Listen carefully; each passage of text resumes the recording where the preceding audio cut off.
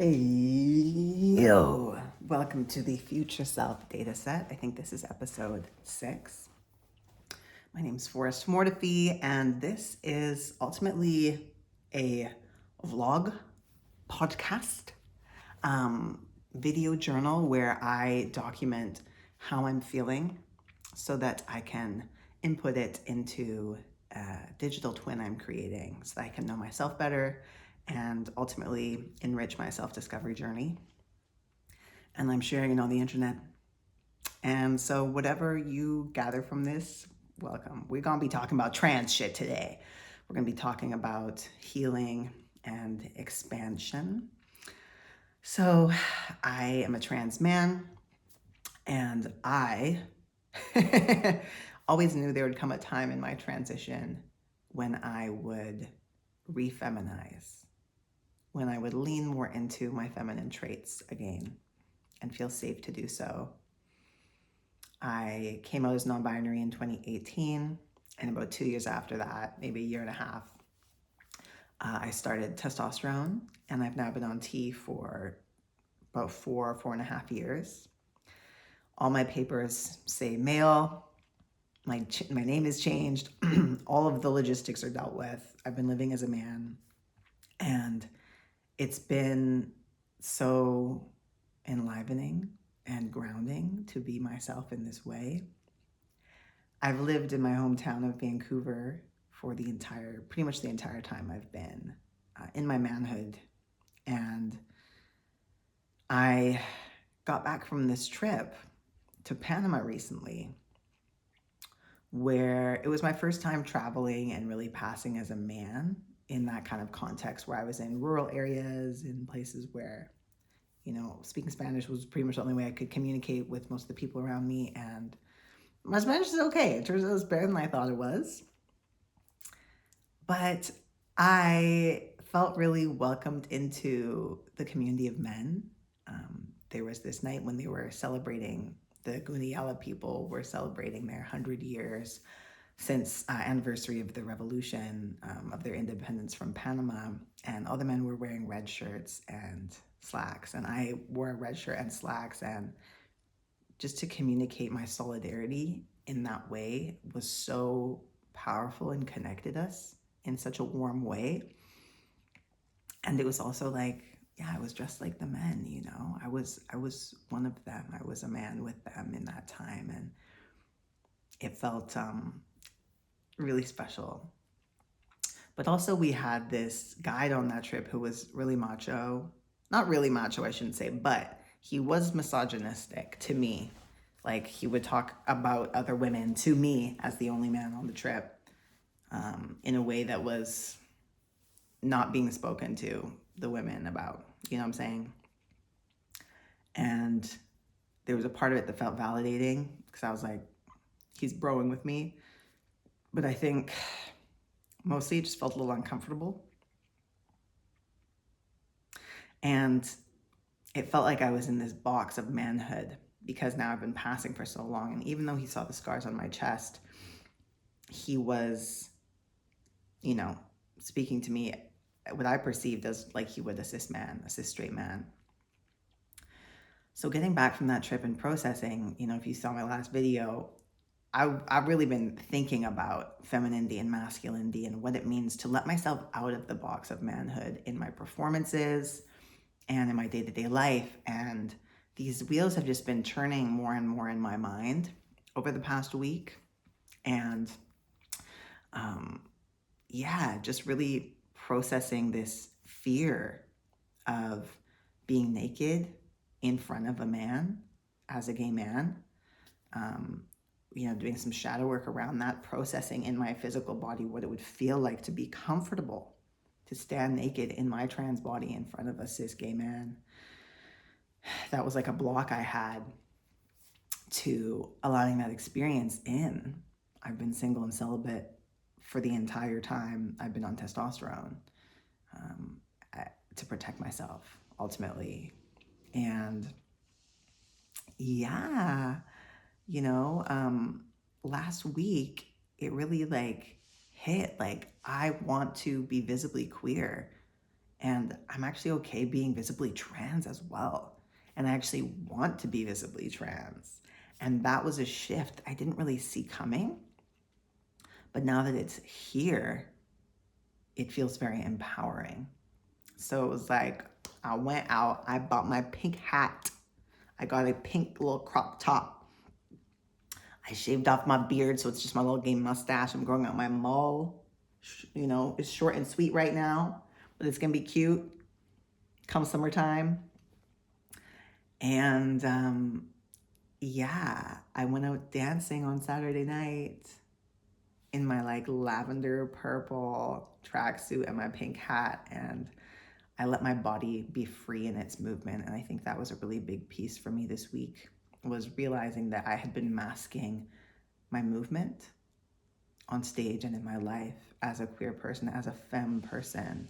I was so femme growing up, and I love that part of myself. And I remember earlier in my transition saying, like, I don't want to be a non-binary woman, I want to be a non-binary man. Excuse me, allergies.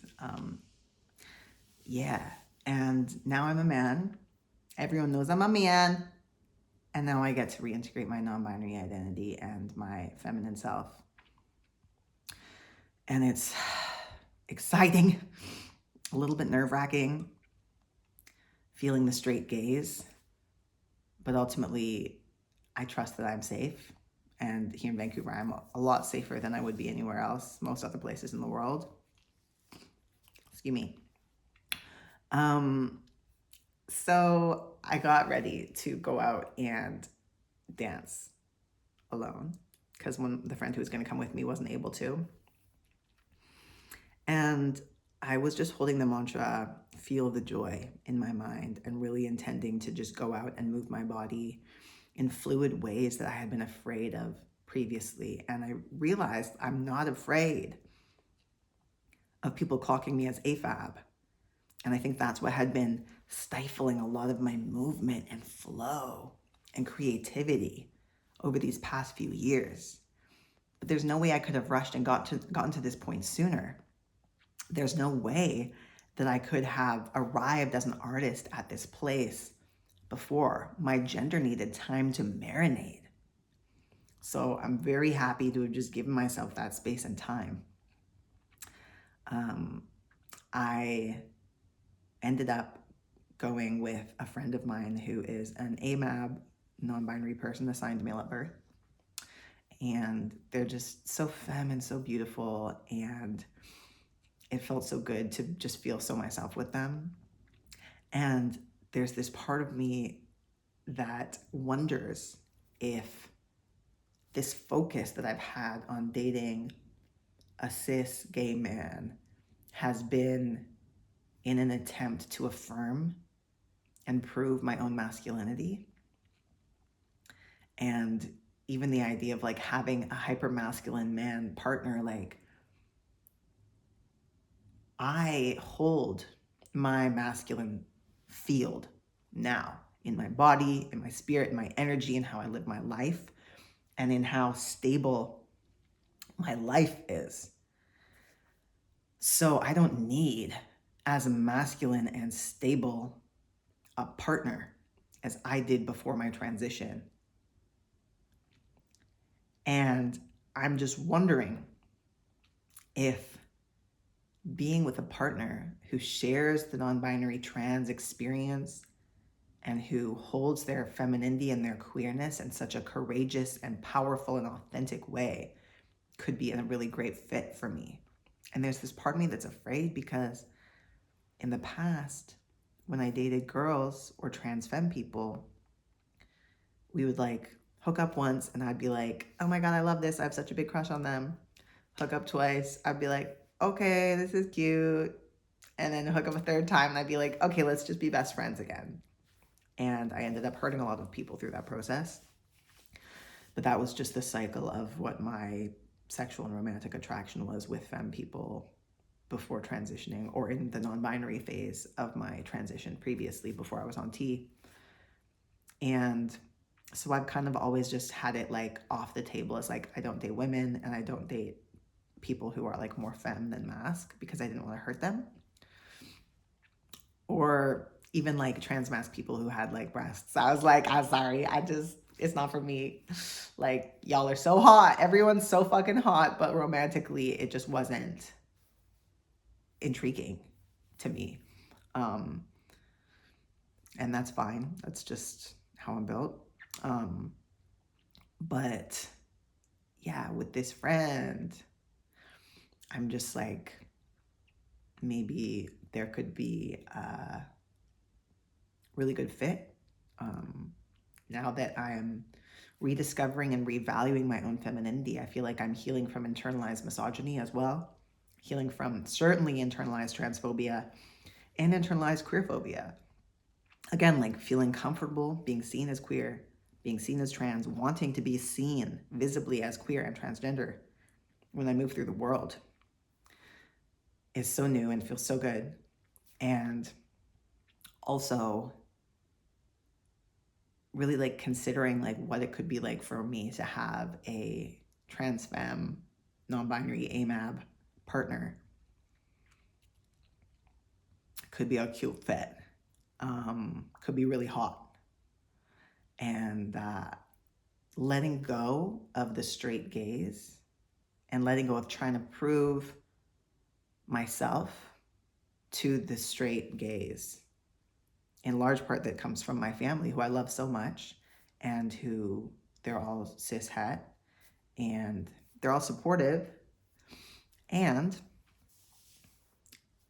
you know, homophobia occasionally slips through the cracks, right, in us all and in them, and I pick up on it,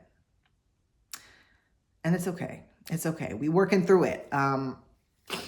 But ultimately, I am feeling more attracted to authenticity than heteronormative validation at this point in my journey. And it feels really exciting to be here. And I just want to buy more pink shit and wear more loud colors again. Like I've just been stifling myself so much in order to prove my masculinity. And at this point in my transition, I'm like, yo, I need to let myself out of the box. And I still like masculine shapes and silhouettes in clothing and in fashion, but like I'm just seeing bright, punchy colors. And I'm excited to expand my self-expression through the creative, artistic medium of fashion, and also to allow more feminine, fluid movement and joy and self-expression. Again, oh, I've been missing it, and it's been hurting me masking it. And it's funny because masking and masculine, it's like, damn, that's a synonym. In some ways, it's the same word. So I'm really excited for that. And I think also as I allow my bright, colorful, pink, creative fashion to emerge more, there's also more space for me to be in my masculine without feeling like I am just this hyper mask bro dude. So I'm really grateful for the broad range of my fluid expression and allowing space for it newly in this period of time. And yeah, I am just trusting, not forcing the flow. And I think that, you know, being with a gender expansive partner now could be a really good fit. I think that having a cisgender male who's like gay, queer, could actually feel maybe kind of stifling. I think that the person I'm with, for them to identify as non-binary is probably going to be a good fit. Even if they identify as a non-binary man, like I do, just somebody who, yeah, is open and curious and not stifling their femininity. So, you know, we'll see whatever the universe brings. It might be this friend who I got to connect with over the weekend synchronistically, who has expressed some attraction, which is cute. I just want to be open to the possibility of being with a femme partner as feeling completely different than it did before my transition, and for it being a fit so that I can express my masculinity, but I can also express my femininity in the context of the dynamic. So we gonna see, but this is just me documenting this moment in time. It's been a huge week for me of reclaiming my non-binary identity as a queer trans man. And, may I continue to prioritize feeling my joy. May I continue prioritizing my self-expression and letting down the mask of masculinity, stepping outside of these rigid rules of manhood, relieving myself, stepping out of this box, and being the queer, trans, non-binary spirit that I am. That's all for today, folks. Thank you for stopping by the Future Self Data Set. This is Forrest Eshua Mortifi, wishing you the best, wishing you the blessed, and I will be tuning out now. Bye. Thanks for listening to me yap. Bye, cutie.